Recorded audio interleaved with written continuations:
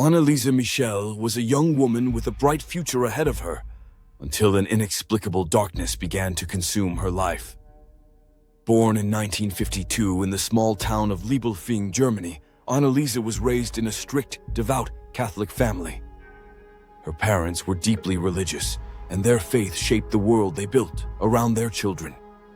Anneliese, a seemingly ordinary teenager, was a bright student and an active member of her church. But what no one could foresee was the horrifying descent she would take into a world of torment and madness.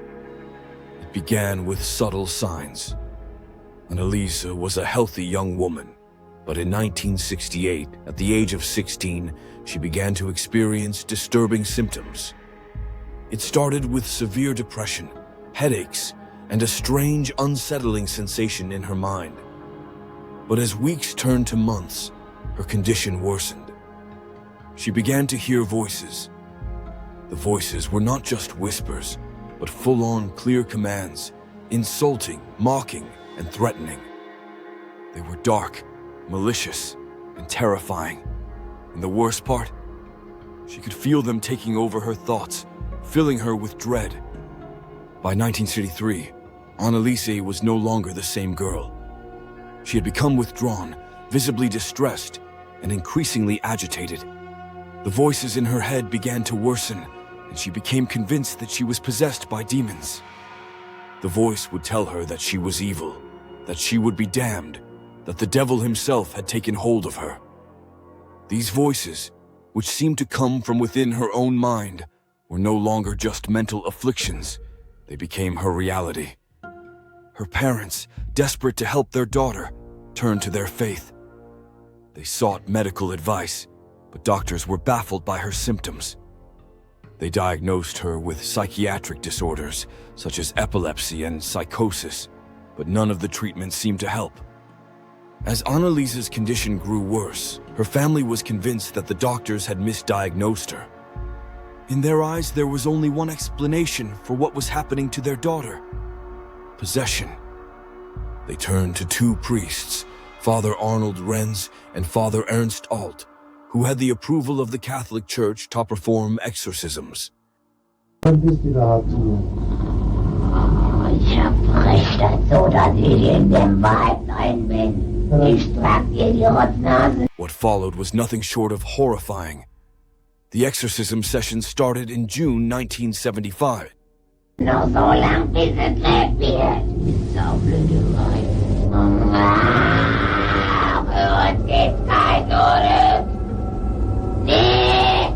Have taken possession of Anneliese. In alle Ewigkeit! Brink of physical and mental collapse. Der Judas und der Nero, der Kain und der Hitler. Fix immer! She would spit, curse, and scream at the priests, her voice deep and guttural, unlike the sweet, soft tones that once filled her conversations. Her eyes would roll back in her head, and she would speak in strange, archaic languages she had never learned. Her once delicate frame became unnaturally strong, able to resist the priest's attempts to restrain her. As the exorcisms continued, Anneliese's health deteriorated rapidly. She stopped eating, and her body grew frail and gaunt. Her skin became pale, and her once bright eyes dull, sunken with exhaustion. The demons, it seemed, were slowly but surely taking everything from her, body and soul. During some of the exorcisms, she was said to have displayed supernatural strength, and her voice sounded like multiple voices, all speaking in a chorus of hatred and malice. But despite her suffering, Anneliese's parents and the priests remained convinced that this was the only way to save her.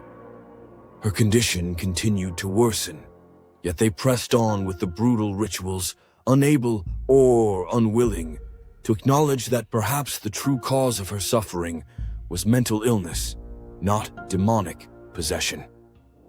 As the months passed, the exorcisms took a horrific toll on Anneliese. Her physical decline was devastating. She was emaciated, unable to eat or drink without extreme difficulty. Her hair began to fall out in patches, and she could no longer walk without help. The priests, meanwhile, continued their rites, convinced that they were on the verge of freeing her from the demons that had taken over her soul. By the time September arrived, Anneliese's condition had reached a critical point. She was barely able to speak or move. Her body had become a shell of its former self.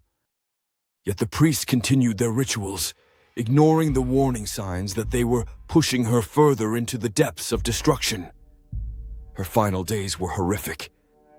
In the last week of her life, Anneliese was found to have suffered severe physical abuse caused by her own body being twisted and contorted during the exorcisms. She had developed bed sores, and her weakened body had been ravaged by starvation and dehydration. Yet still, the priests and her parents clung to the belief that they were saving her from eternal damnation. On July 1st, 1976, Anneliese Michel died in her home. Her body, starved and broken, was discovered by her mother. She was just 23 years old. The aftermath of Anneliese's death was nothing short of tragic. Her parents and the two priests who had performed the exorcisms were arrested and charged with negligent homicide. Anneliese's death was a direct result of the exorcism sessions, which had caused her to starve to death and suffer from severe malnutrition. The trial that followed was a media sensation. The prosecution argued that Anneliese's death could have been prevented if her parents and the priests had sought proper medical attention instead of relying on exorcisms. The defense, however, claimed that they were merely acting in accordance with their religious beliefs, and that Anneliese's suffering was the result of a supernatural force beyond their control. In the end, the two priests were sentenced to 6 years in prison, but their sentences were later reduced to 3 years. Anneliese's parents were also convicted of negligent homicide and received a sentence of 6 years, which was later suspended due to their age and health. Both parents served a fraction of their sentences before being released. Anneliese Michel's story became infamous. Her tragic death served as a grim reminder of the dangers of blind faith and the consequences of ignoring medical science in favor of superstition. It also raised unsettling questions about the line between mental illness and spiritual possession, and the horrifying lengths to which some will go to in the name of faith. Today, Anneliese's story remains a chilling and painful part of history. Her life and death were the subject of a film, The Exorcism of Emily Rose, which fictionalized her story to some extent, but captured the terrifying essence of what happened. Anneliese Michel's memory, however, stands as a tragic symbol of a young life cut short by a dangerous combination of ignorance, fear, and faith. Her story is a stark warning of how belief, if unchecked, can turn into something far more monstrous than anyone can imagine. The haunting questions surrounding her case remain unanswered, leaving the world to wonder whether Anneliese's death was the result of mental illness, a misunderstood tragedy, something far darker.